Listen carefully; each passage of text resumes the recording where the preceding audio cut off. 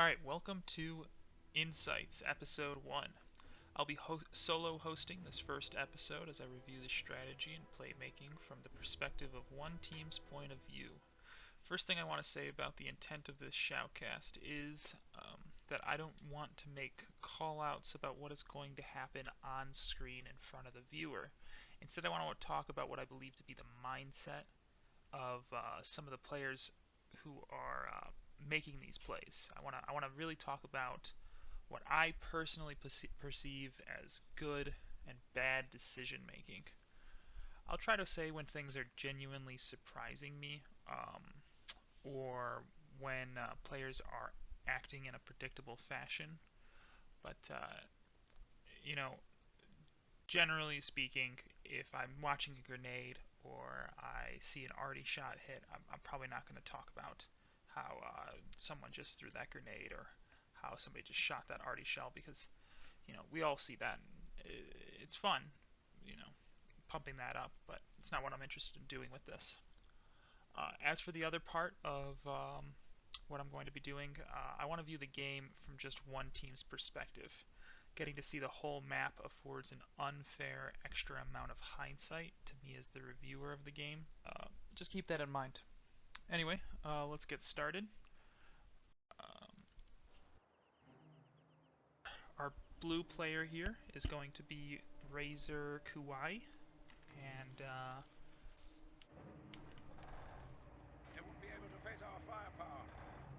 let's see how we play. So we're playing Bretonautica.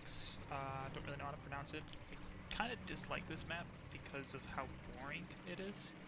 It should be a very good map, and I'd love for a bit of a rework to kind of spice it up, but it's just mega flat, really, really boring city, same houses, just copy and pasted. And in general, it just, it's the best example of what if all we did was place some trees, roads, and bushes around. I called that a map. Would that be fun? The answer is kind of. As for play, we get a strong start from Whiskey Jack. He's got a very aggressive opening column that is going to meet a Pershing. I think probably he's made a grave mistake here in bringing this stuff so far and running into two opposite players that Pershing's just going to roll him. Meanwhile, his teammates are not engaged, so I don't know what he communicated about trying to make this attack happen, but his teammates are not soaking up any of the enemy's energy while he is engaged, which means everyone's just collapsing on him. Icelandic buttoned him. That was a really solid set of buttons. Nothing you can do about that. Rocky hit him hard with Pershing, and yeah, that was kind of a disaster. Luckily, Whiskey did just drive through the map. Very ballsy, very smart. Do what the enemy doesn't think you're about to do, and a good way to do that is, go through their side of the map. Usually you can catch them so off guard, not prepared, that you can get out of a situation like that. Alright, Risky's gonna swoop back around finally. This Pershing is starting to lose the fight for some reason. I don't really know how Rocky managed to get him this low against a Stu. That doesn't make any sense. They just need to bring an AT gun up or something to deal with the Stu, because clearly it's getting way too many good hits on. And the Axis were so impatient about rushing to their own death that they just haven't camped most of this map. Just a bit silly thinking about it. You can spend an extra 5 seconds usually because the reality is that too fast, and this is what's likely going to happen. You're not just going to catch your enemy off guard, you're going to catch your teammates off guard too. And that's really not fair to them. Alright, Icelandic running around with the Bren Carrier and Piats. I really like this because the mobility affords the Piats an insane amount of survivability, while the ability to shoot through stuff makes the Piats dangerous. And there you go.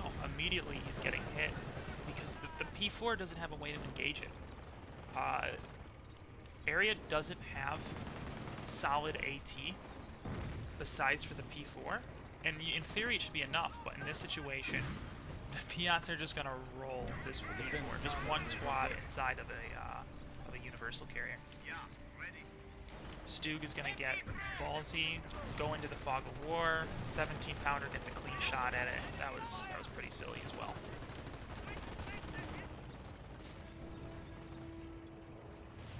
Alright, so we're 4 minutes into this game. A lot of action immediately because of Whiskey's rushes. And I'll say that the teams are a little silly. I would definitely put... Oh, this is Gabo Slayer. Oh, okay.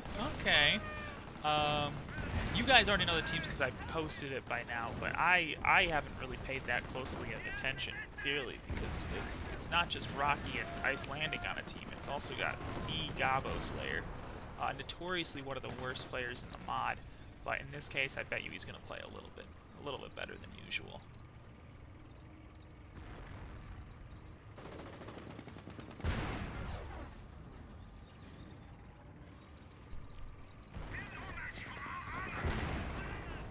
Ugh, these poor Knights crossholders. And this Pershing is moving and shooting. At least it just did that, so that's, you know, it's a bit of a yikes. You gotta make sure you stop your Pershings, you know, they're only gonna get so many shots off. Really ballsy. Not a smart move getting rid of that. Yeah, immediately he's gonna get hit. What are you hoping to gain here is the question. 3 hits on him. There isn't... I mean, he lost so much health from what was very clearly no bueno, nothing to gain move. Luckily, he's going to limp out of here. If I was Rocky in this situation, I would immediately begin to pull that off. Your 27 pop in, trying to repair a Pershing, is going to be a disaster for your team. It's just too much health, and he's going to get stuck. Now you have no main gun. Backing a Pershing up shouldn't be this difficult. It's the only thing going on in the field, so of course the Allies are going to lose out on this because they need to make something else happen while the Axis is engaged in the idea of wanting to kill the Pershing. So the Pershing's dead. Maybe for the better. Probably should just been pulled off anyways. Look at all this space on the left. I don't like that. I really don't like that. Hopefully the Allies push that. There's really no excuse for allowing an enemy team to hold 0 territory on half the map and not taking it.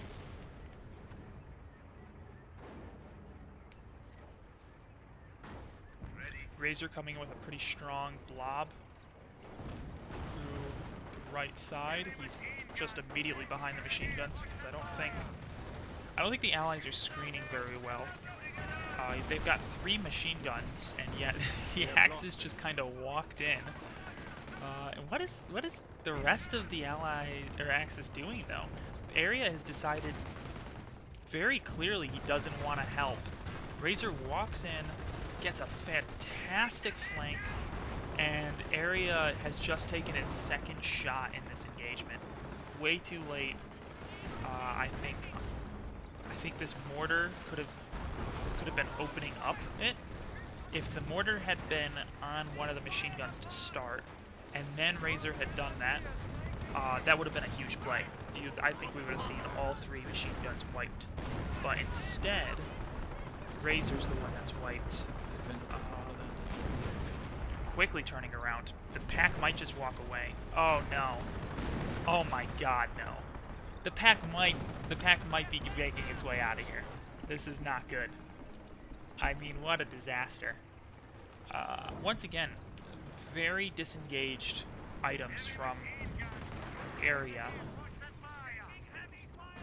He's basically given up on trying to defend the pack gun, that might be fair.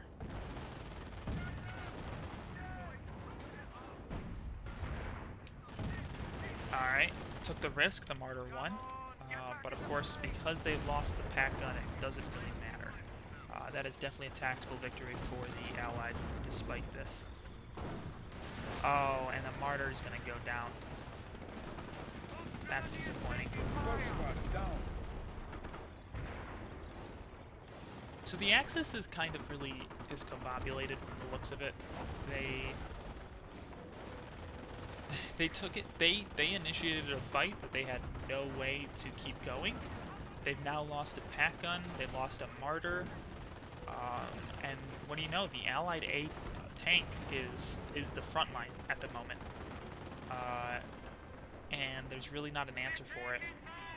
So Razor calls on. This is exactly what they needed. I would have, I was gonna say it.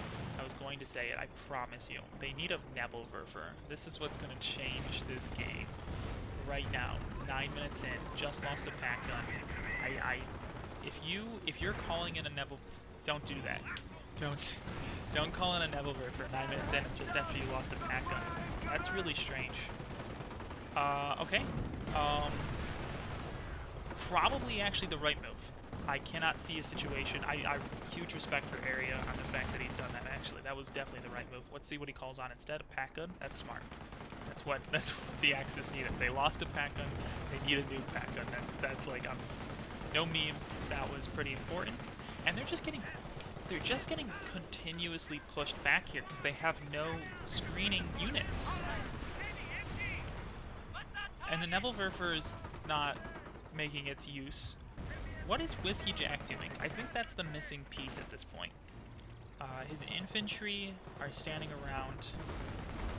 I don't think they have any intent of participating. And the X's aren't just getting pushed back on the right side of the map. They're not even trying to contest the left side of the map. So the question then becomes, what's keeping the Allies out? Why aren't there twice as much stuff on top of the Axis? Now, we're not going to find out that answer entirely, but from the looks of it, it's probably because they might have a unit, a big ticket item or two, sitting back, healing, repairing. And I do truly appreciate that Rocky has decided to just kind of move in, just to see what happens. Why is this pack-gun is not in yet? How is that possible? He called this pack gun in so long ago. And now Razor has called in his pack gun. Let's see if the Nebel Werfer worked out for him. Because if this gets 20 kills right now from this one barrage, then the Nebel Werfer was the right call. Otherwise, maybe. No.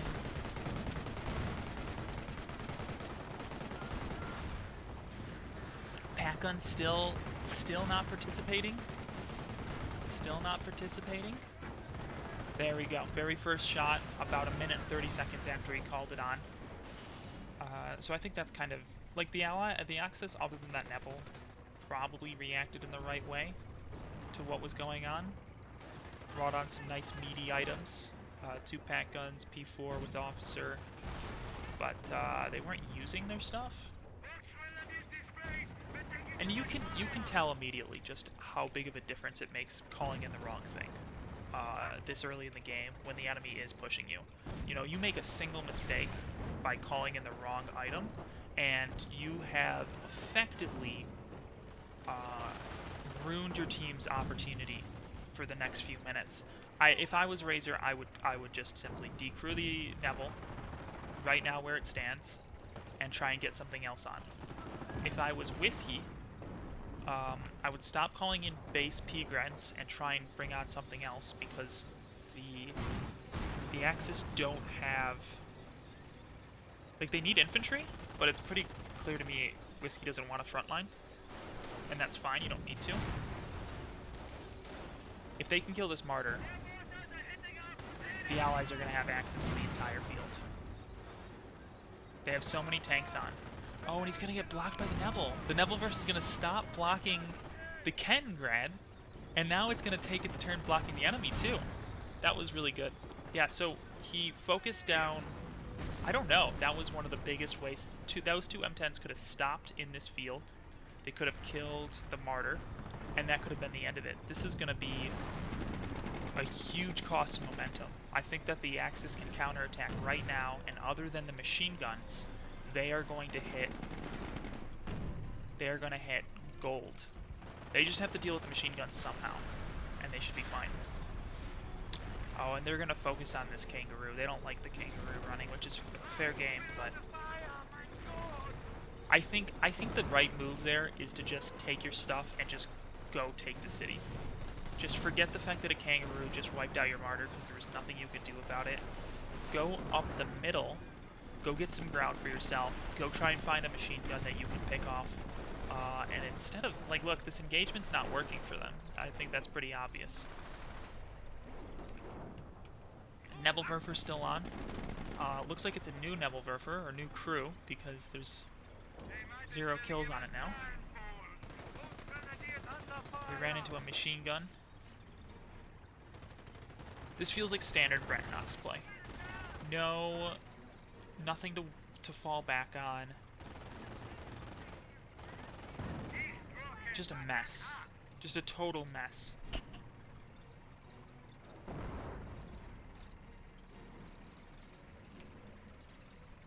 This game is chaotic and fast-paced. I would not say it's a good game, actually. I don't like what's happening. It feels like both teams are uncoordinated. They are seeing engagements, and then they're using those engagements to try and find their feet. They're not finding their feet, and then making engagements happen. Although, to be fair, the Kangaroos have swapped sides a little bit. They found their feet. Very good play by Icelandic. He swooped around, got a mortar. Incredibly smart. Razor doesn't even know what just hit him. Damaged engine. And the Yak Panther call. Like, was there really that many tanks on? There are Kangaroo carriers. Do you want a Yak Panther for Kangaroo carriers? I think... We're going to check really quick what Whiskey has on for pop. 27 to 34. What is this pop landed in? He's got a Ketgren, a Yagd. Where is his pop? 1 Tigran? Okay, was units being called on? Okay. Alright, we'll go back to Razor. Razor Kuwaii. Alright, so the Axis are going to explore the rest of the front now at this point. They want to see if there's other regions that they can try and work with. And I think the right move here is exactly what they're doing. I think that if you just use the mortar to help take out this town, push out the town with the mortar, nothing can really get on top of you because of the Jagd Panther and the machine gun. And it seems like the allies, other than the sniper and the arty that they have on, at least I believe they have arty on, it seems like they don't really have any pressure to put back on top of the Axis. The Axis actually have more indirect fire right now than the allies do. So the Axis are exactly going to do this. They're gonna start pushing into the town. They're using their indirect fire to their advantage. That's what they have. The Yak Panther went for a very bold shot on a sniper, and I think that was the right move for sure.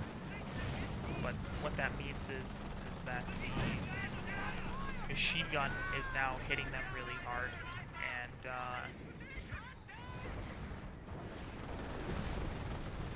just kind of a mess. Just very much a mess. Ooh, very smart. Got already on top of the mortar. The mortar is probably the biggest threat to the allies right now. The allies control the map. They want to get rid of as much indirect fire as possible, and the rest of this game is going to be miserable for the Axis.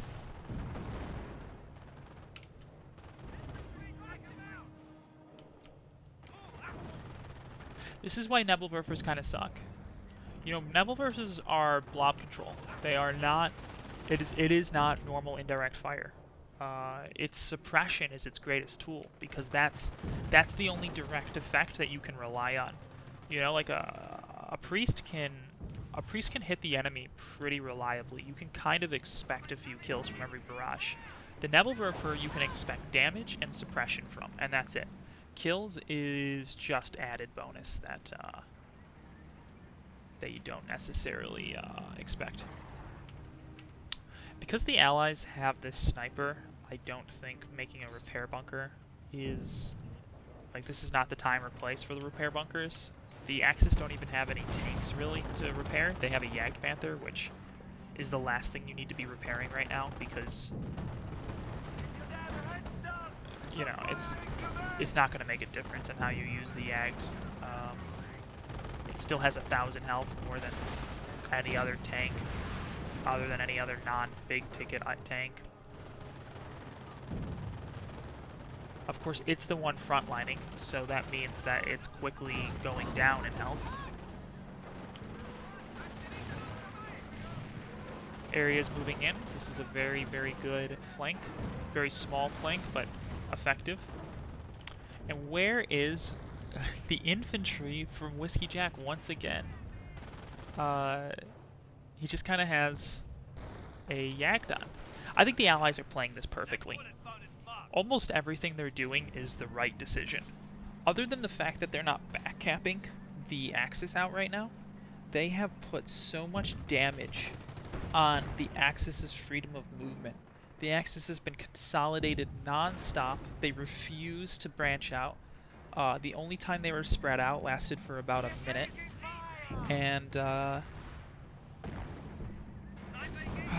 man. I feel so constrained watching them, you know? They just don't have anywhere to go. They don't have any movement.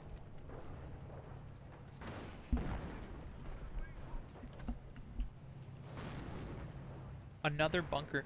Putting 2, 4, 5 pop-up bunkers at the edge of the map is not what the Axis needs. That's just a very obvious fact. What the Axis needs is, because they tried the town strat that I was talking about earlier, putting some indirect fire, they need to sweep right now. They need to play the open fields. If the town and mortaring isn't getting where that you want to go, which it seems like it might be getting you where you want to go. Yeah, they brought out another mortar, so that's going to help get you where you want to go. But, you know, you got to be quick. You can't let this linger for very long. They're at 35 pop. They're giving up guns. They're sitting out next to their spawn. You gotta get out in the front lines. Oh, more repairs. Genius.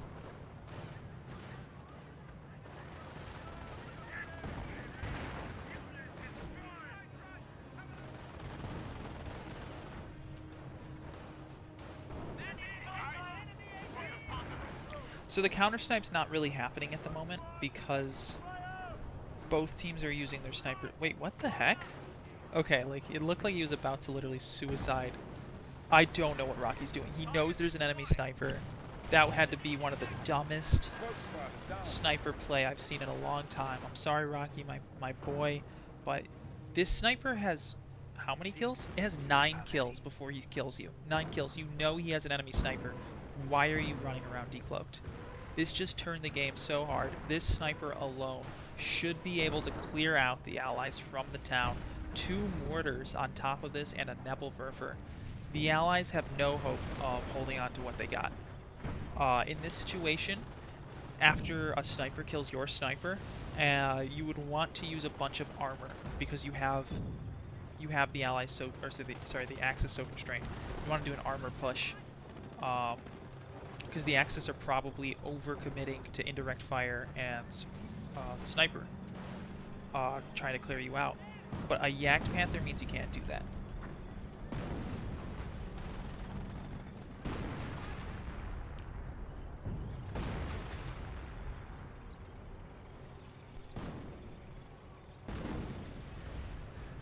So it should just be a matter of time before these 2 mortars continue to harass the Allies out of their positions.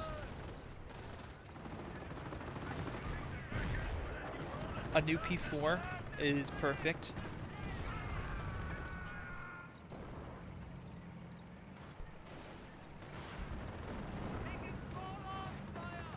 Really, Razor just needs to get to the sniper on the left side of the map and actually shoot the MGs. Just prioritize only shooting MGs.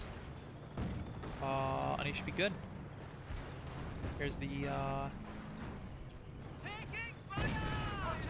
Firefly to try and counter the Jagd. Definitely the wrong move.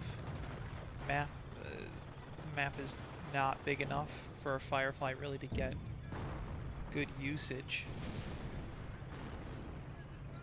The Yag should be pretty easy to just run this thing down. I don't recommend Fireflies against Yag Panthers basically ever, unless you are out of AT. And you absolutely have to have a Brent squad on the field in order to actually make it work, because the Yag Panther can, every single time, if it's above 800 health, and in this case it is, it can always just run you down. The sniper needs to get shooting, needs to kill these MGs. That's all it needs to shoot, is just a couple shots on MGs, and the game is going to be suddenly swung to the other side.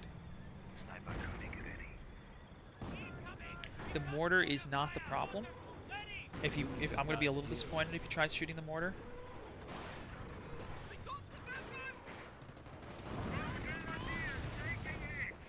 And the X's definitely need another MG or two. This scout car should probably be placed up a little bit further so that it can be covering a counter rush. Oh, fantastic. Mortars are landing on MGs. Good, good, good.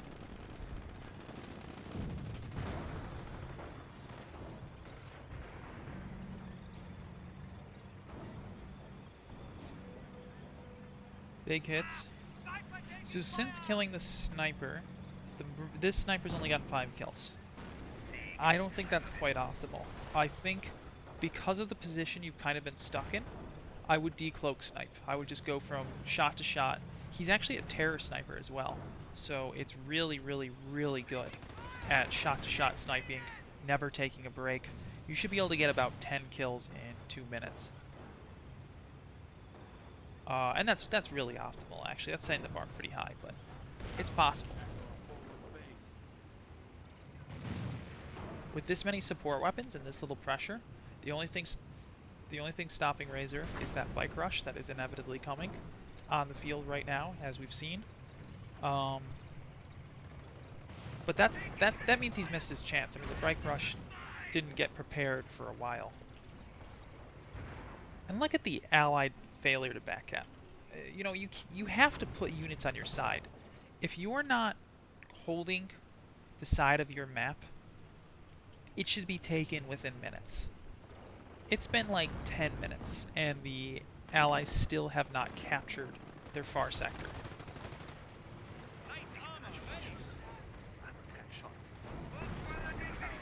But we know where the jeeps are. The jeeps are on the right side of the map, Razor. You can shoot. Go run over, shoot some rangers if you don't want to shoot. If you don't want to get into those support weapons, because the support weapons have fallen back. The sniper has terrorized the support weapons so much that they are no longer on anybody's screen. They are very far back.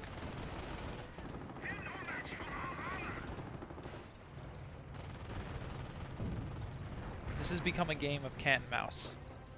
How can the Allies get engagements without having to worry about the sniper shooting them?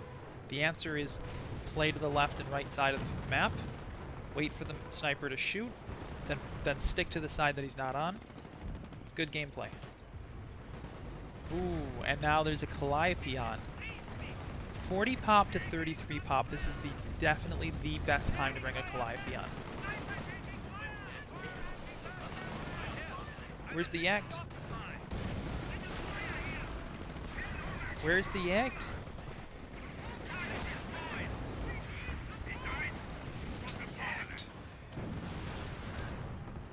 Where's the act? Where is it? What's it doing? Anybody know what the Yag's doing?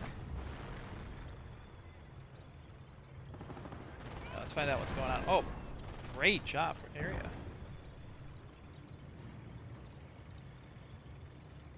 Yeah, so right there, I'm really laying into Whiskey, because if he moves the Berg Tiger out of the way for himself and shoots that Yag Panther forward, the Firefly's dead, guaranteed.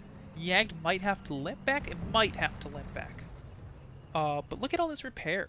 I mean, you've got 3 huge sources of repair. Not a problem. Make use of it. And the Allies are stuck holding this bag of shit right now. They have all this AT on for the Yag Panther, and then they have bikes on, and they have mortars. This is such a clear affront to the idea of being able to hold ground that even though the Axis have no infantry, they should still have the on-field presence advantage at the moment, especially with the Calliope hanging out in the back. This sniper, he's gonna give me a headache though. It does need to shoot every once in a while. You know, the bikes are just sitting on the right side of the map. They're occasionally popping into line of sight just to remind Razor, hey, we're on the right side of the map. You can shoot on the left side of the map. Finally, a shot comes out. And I guess what's scaring him is that there is nothing to the right. So maybe that's the issue. But then again, you know, that's because you don't have any pop. It's not because anyone's doing anything wrong. The rest of the game, I mean, the team is recovering very, very well.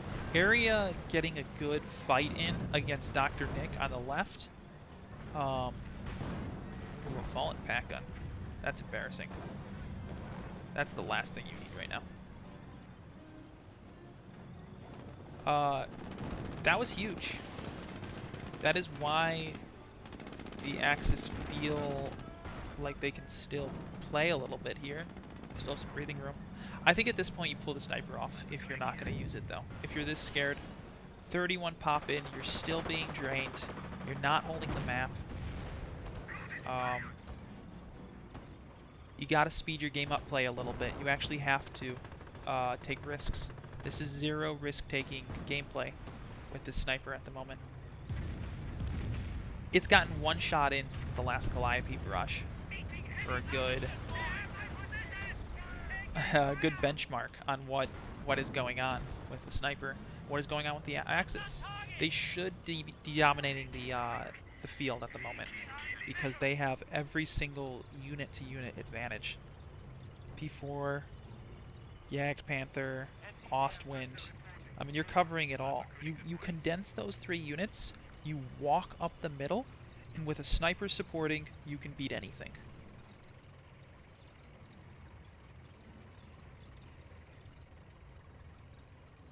And so I think what the Allies want to do is they just want to put some more guys inside of the back camping areas, and they just play the exact same way they've been playing. They're taking heavy losses right now, and that hurts.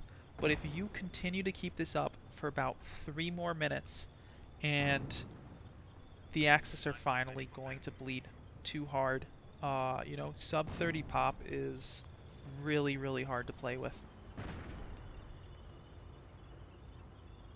I think this is a very good example, though, of a game where the territory disadvantage is still just too slow.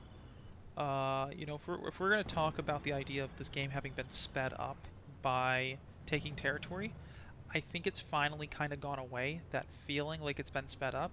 I think it's pretty clear that you can get away with shedding territory for way too long. The Axis probably should be in a larger deficit right now than they are. Look, when you're at 30 pop, and you have 2, 4, 5 pop in bunkers, 7 pop on a Nebelwerfer, what is it? Is it 8 pop in mortars? Yeah, 8 pop in mortars, a Panzer officer, a sniper. It's like this team doesn't care that they're at a pop disadvantage. And so that either means 2 things. The Allies are playing this poorly, or that disadvantage is way, way too small. It's unfairly too small on the team that is winning. You should start to have to make sacrifices when the game is this one-sided in terms of territory. And the Axis aren't making any sacrifices at all. They have 2 pack guns. I mean, Area's pop is literally just support weapons, bunkers, and then a Panzer IV. He doesn't have a single squad of infantry on the field. Neither does Razor. Unbelievable.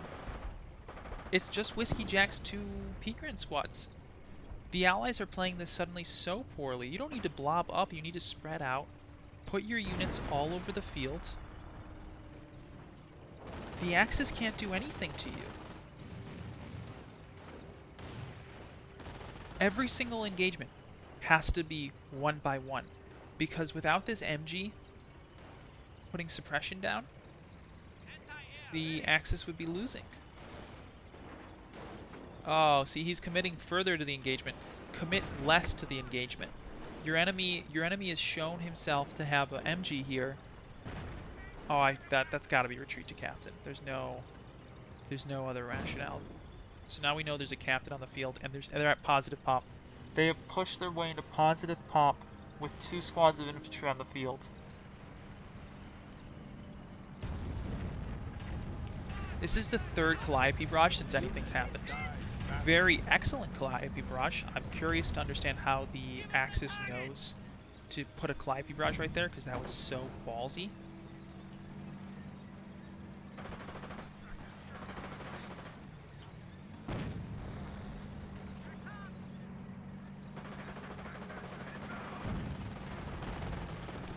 Comets are not good tanks. They're never gonna beat a Jagdpanther either, so I wouldn't have pulled this thing on. That was a pop sink.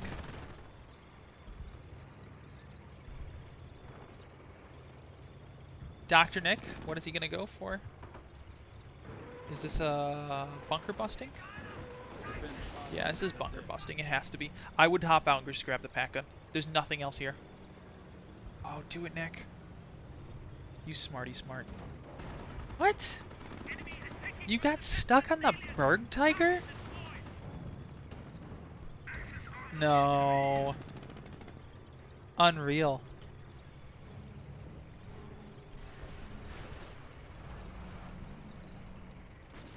What? Where is the Allied stuff? Did the Allies just run out of units?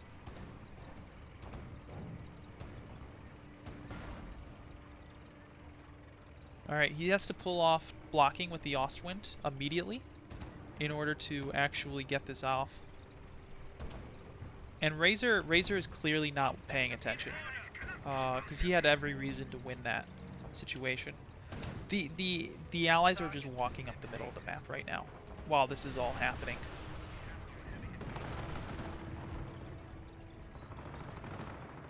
I mean, this is really painful.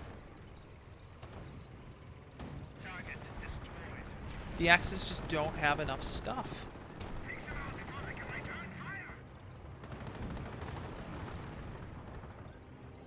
Two squads of infantry desperately needed. They're coming on. This will make a huge impact. Man, if the Axis can almost get back to positive pop and can hold it for just half a second with 2 squads of infantry, imagine what they're going to be able to do with 4.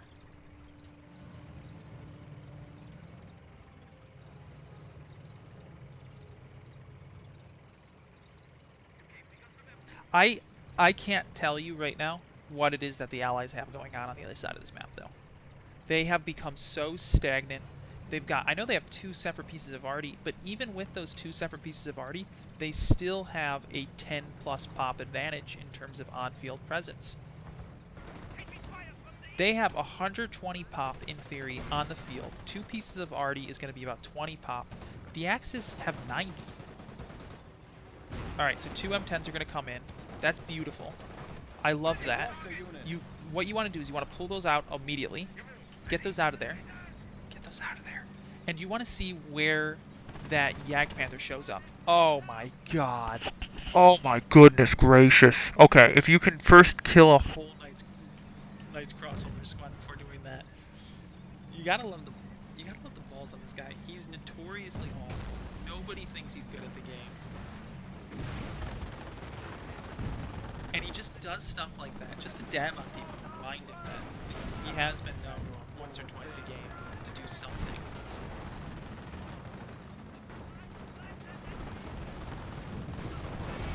Alright, there goes... The Axis have actually rightly committed to this. I don't think the Allies should be committing to this, because there's really nothing to commit to. The Allies are just winning this purely on pop. That's it. That's all they have. They just have more stuff in this fight, and significantly so. Panther coming on. This is probably a Panther out of desperation, the fact that you don't have any other choices. Not a Panther out of...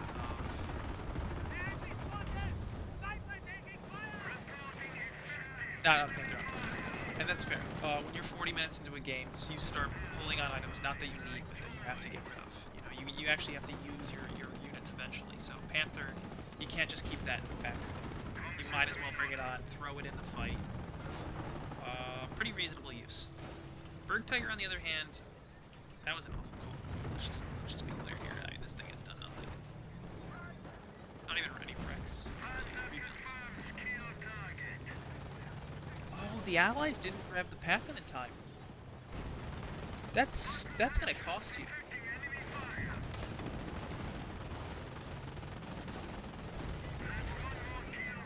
If Dr. Nick had used the Rangers to pick up the pack-gun, as costly as that sounds, quick reminder, pack-guns are 450 manpower and 180 munitions. So like, immediately you are actually gaining resources from doing that. Even though you're using elite infantry to pick it up, you have to keep in mind that it's a net positive. And so pack-gun with Rangers is better than no pack-gun at all, and that's exactly what the Allies did. They had their cake and they wanted to eat it too. And so that pack-gun, which was critical to stopping this Yag Panther combo, is now no longer in Allied hands. And they have all this already on. Big oof. Big oof. Area coming in clutch with tons and tons of infantry.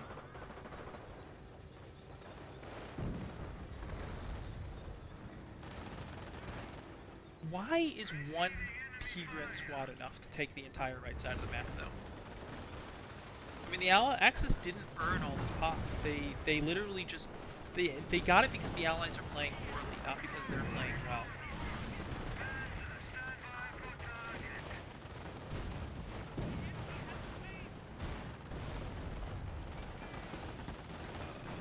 What is going on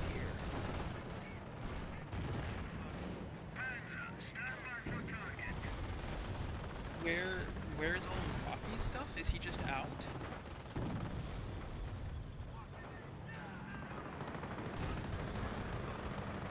Why is this happening? At some point, the Allies, I think, just kind of gave up, actually. Nick put in this counter push.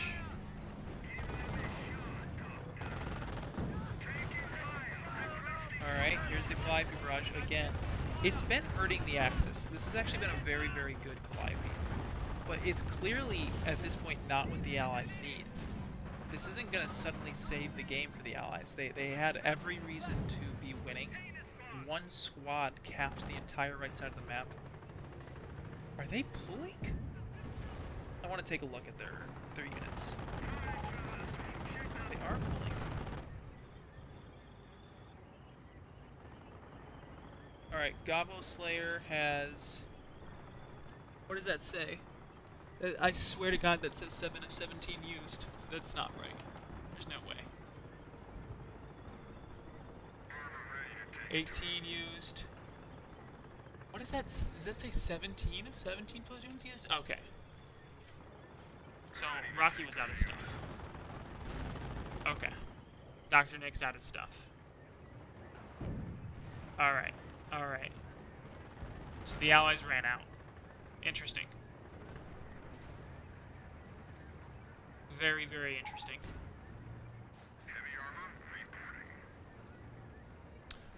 So then I was really wrong about how good the Allies were bleeding out. It sounds like they were bleeding out very poorly. I think if the Allies had kept the back cap up, continued to allow Axis mortars and snipers to pick them off, they probably would have been able to win. But if you run out of stuff, if that's why you've lost, then maybe that isn't the right play. Maybe you need to one fell swoop it, and you just have to get in there like really hard and finish them off. The Axis shouldn't have been able to hold on though. pushed off to basically their spawn. I don't think a Jagdpanther alone should be enough to continue to take the field or have enough field presence to stop a big push. Few AT guns on it, and that should be game. I'm disappointed by this loss, honestly. I feel like the Axis shouldn't have won. I feel like they played poorly in terms of coordination from watching their different plays. I feel like they called on the wrong units at the wrong times, and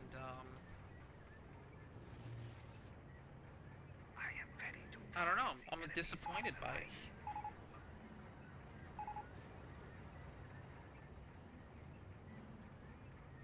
You know, they dropped guns around. Target destroyed. It all feels very strange to me. At the end of the day, props for the Axis for never giving up. That was really good. I definitely could see someone, like, you know, even probably Area, saying, you know, this is unwinnable. But it wasn't. They continued to push mistakes at the end that the Allies were making, and very quickly they took half the map because the Allies didn't have any units left. So, an interesting episode, without a doubt. Very fast paced. I almost feel like I want to do these games at half speed. Not that I'd actually do that because that sounds so boring for the viewer, but regardless, I think the biggest problem with this game was just the map. The map, this map doesn't bring out the best in players. One giant field isn't conducive to a fun and interesting game. It's it it's kind of the reason why you have such a mess all the time.